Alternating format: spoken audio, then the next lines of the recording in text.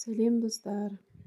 Бүгін балаларға осындай пирог жасап берейін дедім. Бұл пирог песочный тестомен, кез келген варенье, кез келген джеммен дайындалады. Осындай жұмсақ болып піседі. Ол үшін бізге май керек болады. Майымызды бөлме температурада тұрған майға қант қосамыз. Грамдарын барлығын описаниеға жазып кетемін. Екеуін жақсылап біріктіріп, араластырып алғаннан кейін 2 жұмыртқамызды қосамыз. Жұмыртқалардың температурасы маңызды емес. Осылай біріктіріп, жақсылап 1-2 минуттай араластырып, біріктіріп аламыз. Одан кейін алдын ала илектен өткізілген ұнымызды аз-аздан сала отырып, разрыхлителімізді 1 шай қасық разрыхлителімізді қосып, жақсылап араластырамыз. Көп те аз да болып қалмау керек.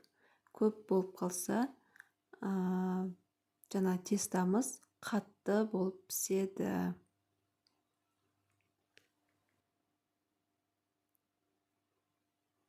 Осылай жақсылап араластырып аламыз. Ұнымызды аз-аздан қосамыз. Барлығын бірақ қосып жіберуге болмайды. Ұн әрқашанда плюс-минус болады. 10 грамм, 50 грамм. Сондай. Осылай қолмен илеп алдым. Қолмен жылдам, әрі оңай болады. Осындай жұмсақ, қолға жабыспайтын қамырымыз дайын болды. Оны біз 2 бөлікке бөліп аламыз. Бір бөлігін кішірек етіп бөліп аламыз. Оны осындай сопаша етіп морозильникке 1 сағатқа салып қоямыз. Қату керек, жақсылап. Оны біз бетіне өткішпен өткізетін боламыз.